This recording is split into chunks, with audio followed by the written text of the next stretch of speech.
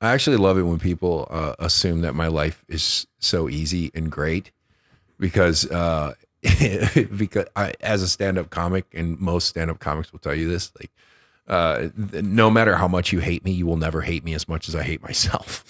Like, Right. I look in the mirror every day and I'm just like, fuck again. I woke up. God damn it, man. Can I just can I have sleep apnea. Can I just eventually just not breathe or something? And people are like, oh, your life seems so good. I'm like, yeah, because I'm not going to whine about it, but also Right. like kind of fuck me, you know? Like, Yeah. so people always assume that especially with social media, right? Because we're all, especially in your case, in my case, people that live normal lives, like some guy in Missouri, you know, who wakes up every day and goes to work and welds in the cold and all kinds of shit. Yep. He sees us doing cool shit and he's like, oh man, those guys have it. Those guys have the life. Those guys' lives are easy. But none of us are really portraying what our lives really are. Like, I don't go on my Instagram and post a picture of me by myself eating a pizza, you know, Right. like thinking about how lonely I am. I go on there and I post the good times where I'm like, I'm out riding motorcycles, or I'm shooting at Terran Tactical. My life is awesome. And then I go home alone and and I just sit at home and write for 14 hours. There are definitely some kind of like, deep rooted psychological principles on masculinity there for sure. And in society as a whole, right? That everyone kind of either projects or feels or tries to understand. There's a lot to it, I think. Right. And I mean, there's some crazy statistics out there too, just with masculinity in men and society right now that are pretty frightening when it comes to that stuff. But yeah, no, I totally agree. It's crazy. I'm single, 33, trying to figure that part out, and it's not easy, especially in a place like LA. Well, yeah, and I think especially with the current climate, when you have terms that get thrown around like toxic masculinity. Sure.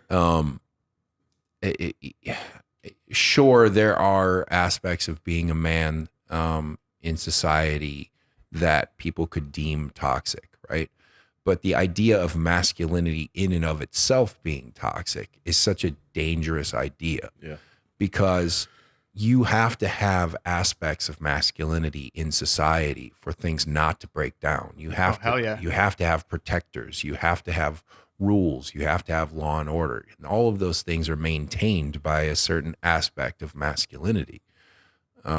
If it's when you get into men just genuinely being bad because they're men, then you set up a society where kind of where we're at now, where you have men that are afraid to be men and do man things, and you have situations like we have now where, men aren't going into the trades anymore. And you're finding that nobody wants to work. Nobody wants to work hard. Everybody wants to be an influencer or a YouTuber or all these other things. And the ideal of a man that goes out and works and brings home a good living and protects is kind of fallen by the wayside. I think it's really dangerous for society. Yeah, I mean, especially too, you kind of look at all these DEI initiatives as well, and it's like, where is all that in those hard jobs like construction or plumbing, like things that are 95% male driven, right? There is none, right? It's only jobs that have influence or power or some sort of notoriety attached to them. But yeah, it's typically men that do it. And because we can, typically handle it and sack up and get the job done. Yeah, and I saw something recently, some stats on because it was all about toxic masculinity, and of course it could all be wrong. I don't know if these stats are true or not or whatever, but it said 43% of boys are raised by a single mother, and then 90% of teachers are female. And so they said, is it really a toxic masculinity problem or a lack of masculine influence in somebody's life, right? Because There's 2 out of 3 of us right here, right, that grew up without a dad, right? To a degree. I don't know if you have a stepfather or something like that. But I had a stepdad, yeah, but he was a just added abusive alcoholic. Yeah, sick. There you go. Fuel to the fire. Exactly. I know it too well, man. But yeah, it makes you think, right? Like, I'm so grateful for my mom and the, you know, the role. What was that? But the role that she took on, you know, raising 5 kids by herself and doing it, cleaning houses, man. Like, I can't even imagine putting food on the table for 5 kids, let alone doing it with by yourself, you know. But for me, it gave me more empathy for her, for women, for my sisters, for seeing the way that men treated them, seeing the way. And so I think it's a blessing in my sense, you know. But at the same time, exactly at the point where, like, what did I become? You know, like, right. I wanted to be the biggest guy in the room. I wanted to be Conan, Hercules, or whatever, like on TV and film. The stuff that I looked up to were those men that were, you know, leaders or changed history, you know, that their name was remembered for all of time. Like there's an element of that in me of like, I wanted to become the man that I never had in my life, you know? Right. Well, if you think about it too, if you really think about the situation, if you have that amount of broken homes, right? And you don't have a masculine energy in the house. At some point when you're a young man and you're going through puberty, you get to a point where you start having this abundance of testosterone. And if you don't have somebody in the house to direct that and show you how to use that to be masculine, but also how to control your temper, how to control those urges, how to control those things, and somebody who has experiences with dealing with that amount of testosterone and dealing with that time in life, then you're basically putting a pit bull out into the world, and you're saying, hey, be nice to everybody, but we're not going to give you any tools of how to be nice. Right. So the issue is you're when you have these homes that don't have a masculine energy in the house, and you're asking a mother to control and contain that masculine energy when she has no idea what it is like to feel that way. Her first instinct is to go, well, masculinity is bad. Right. Right. And testosterone and is bad. So control all that and just push all that down. Well, you can only do that for so long before your natural impulses start to show. Yep. And that's where you get all of these angry kids coming from. That's where you get all these angry men that have pushed it down and pushed it down and pushed down their emotions and pushed down their thoughts and pushed down their feelings until they explode and they become toxic because they don't know how any other way to deal with it. Yeah. And every statistic out there supports everything you're saying.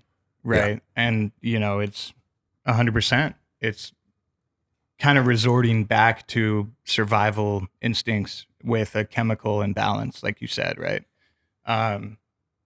Yeah, I don't know where we're heading with that and how we're gonna fix that or address that. Yeah. But I think culture has a huge part to play in it. I think culture is like more important than a lot of people even realize or give it credit for. Culture being, you know, media, films, television. A lot of people raised by movies and TV, right? Like right. Parent just puts them in front of the TV and they get their favorite shows. And yeah, I don't know, man.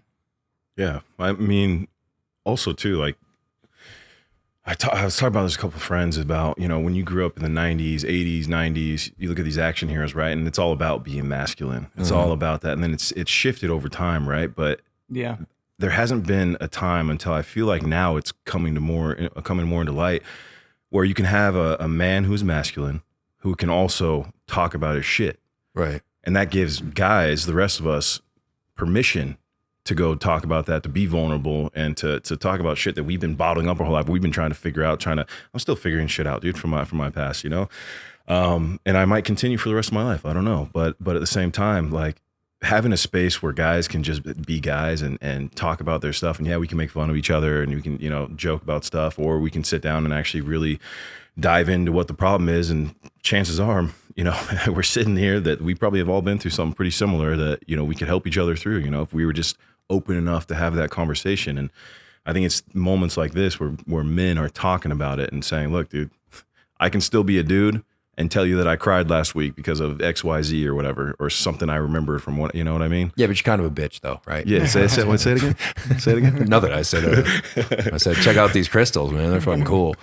Energy crystals. Yeah, man. Yeah, very LA of you. What did you put in those things? Thank you for watching. Don't forget to drop a like if you enjoyed the video. And subscribe and hit the bell for a whole lot more to come.